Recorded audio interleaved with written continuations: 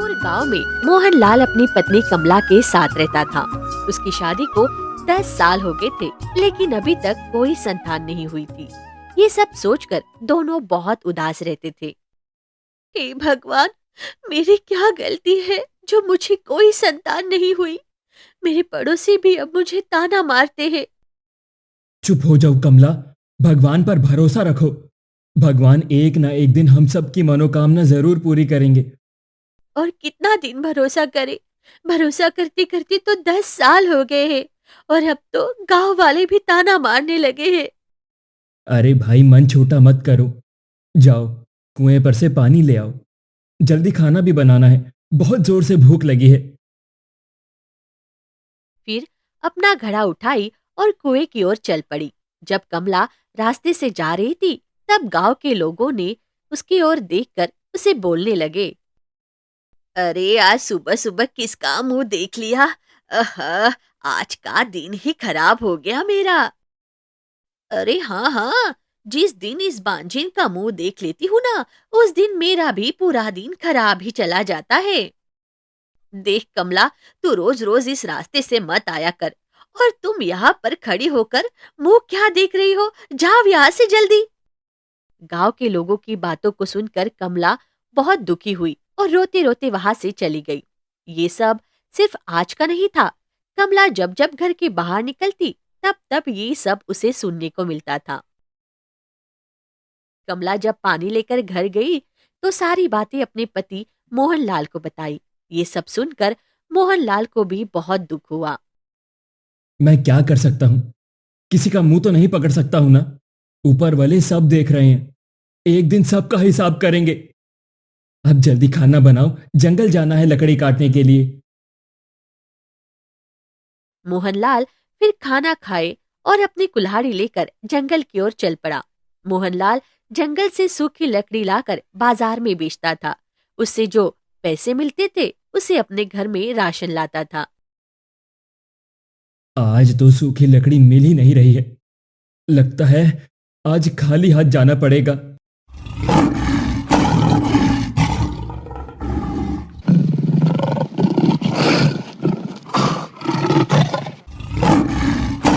मोहनलाल इतना बोल ही रहा था, तभी उसको जंगली जानवर की आवाज सुनाई दी। अरे, ये तो शेर का आवाज है। अरे मैं क्या करूं? अरे भाग मोहन, भाग। मोहनलाल भागने लगा, तभी वहाँ शेर भी आ जाता है। शेर भी मोहनलाल को भागता देखकर उसके पीछे दौड़ने लगा। मैं कितनी देर तक इस शेर के सामने दौड़ पाऊंगा? मुझे कुछ उपाय करना होगा। अरे हाँ, मैं इस पेड़ पर चढ़ जाता हूँ। मोहनलाल एक पेड़ के ऊपर चढ़ गया। जब शेर वहाँ से चला गया, तब मोहनलाल नीचे उतरा। अरे मोहनलाल, आज तुम बाल बाल बच गया रे। अब जल्दी चलो, लकड़ी काटो और यहाँ से निकलो। हाँ। मोहनलाल लकड़ी काटने के लिए जाने लगा, तभी उसको किसी की रोने की आवाज सुनाई दी। मोहनलाल ने जाके देखा, तो झाड़ी में एक तोता गिरा हुआ और उसके शरीर में कांटा चुभा हुआ था। जैसे ही तोता मोहनलाल को देखा, तो उसने कहा, मुझे इस कांटे से निकाल दो, हमको बहुत दर्द हो रहा है। मोहनलाल ने जल्दी से तोते को लगा हुआ कांटा निकाल लिया। लेकिन मोहनलाल आश्चर्य में पड़ गया कि तोता बोल कैसे सकता है। आपका बहुत बहुत शुक्रिया हे सज्जन, आप हमको इस श्राप से आजाद किए। कैसा श्राप? और तुम बोल कैसे सकते हो? कौन हो तुम? हाँ, मैं बोल सकता हूँ।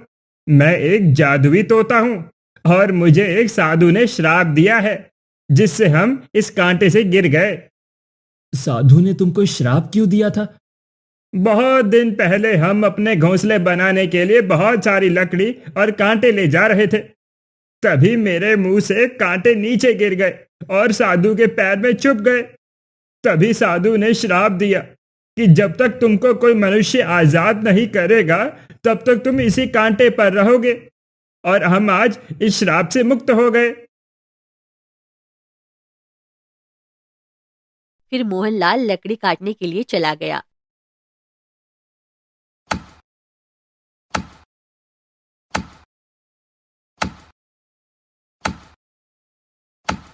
कुछ सूखी लकड़ी काटकर अपने घर की ओर चल पड़ा।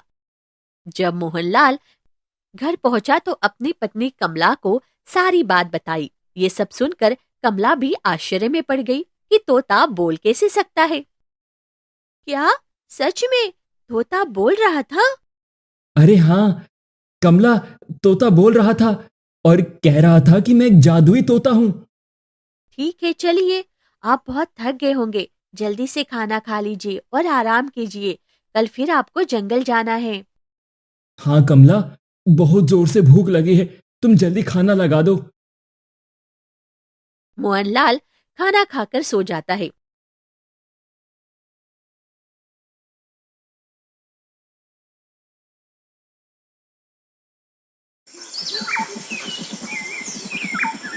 अगली सुबह जब रामू की नींद खुली तो अरे कमला, कहाँ हो? इधर आओ। कमला दौड़ के मोहनलाल के पास आई। अरे भाग्यवान, मेरी कुल्हाड़ी लाओ, जल्दी, लकड़ी लाने के लिए जाना है। कमला मोहनलाल को कुल्हाड़ी देती है और मोहनलाल लकड़ी काटने के लिए जंगल की ओर चल पड़ा। जब रास्ते में जा रहा था तो अपने आप से बोलने लगा। अरे भाई मोहनलाल, आज ध्यान से लकड़ी काटना, कहीं फिर से वो शेर ना आ जाए। बच के रहना। मोहनलाल डरते डरते जंगल पहुंचा। जैसे ही जंगल के अंदर गया, सामने में एक बहुत बड़ा सूखा पेड़ गिरा हुआ था। पेड़ को देखकर मोहनलाल बहुत खुश हो गया। हे भगवान, आपका बहुत बहुत शुक्रिया, आज तो हमको लकड़ी खोजना भी नहीं पड़ा। इतना बोलकर मोहनलाल फिर लकड़ी काटने लगा। जब लकड़ियां काट ली तो घर की ओर चल पड़ा। कुछ दूर जाकर अचानक बिजली की चमक और हवा के साथ पानी गिरने लगा। अरे, अचानक से बारिश! हे भगवान, अब मैं कहाँ जाऊं? कुछ उपाय कर मोहनलाल।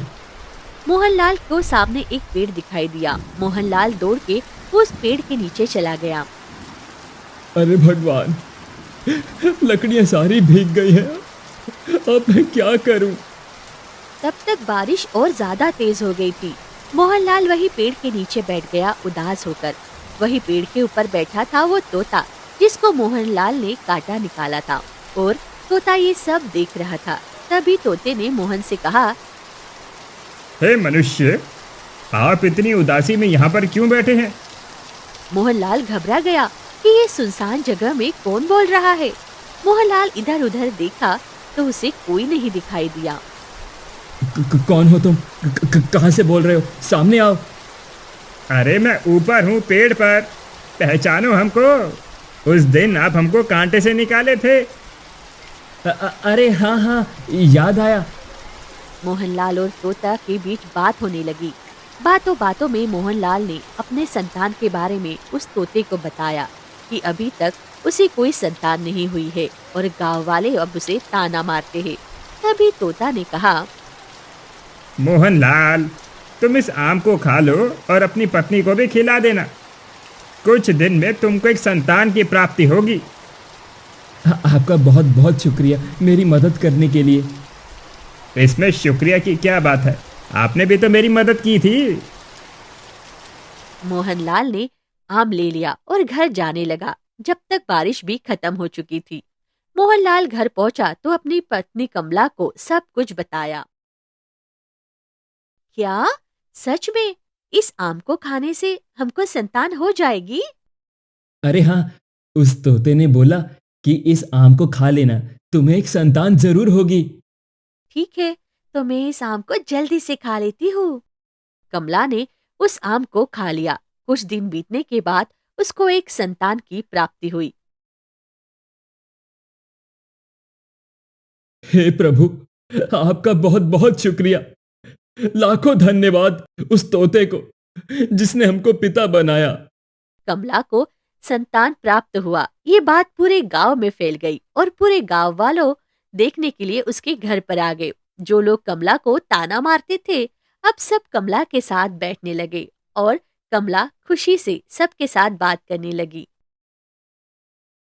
आपको हमारी ये कहानी कैसी लगी हमें कमेंट बॉक्स में जरूर बताइएगा और हमारे चैनल को लाइक और सब्सक्राइब करना ना भूलें। धन्यवाद।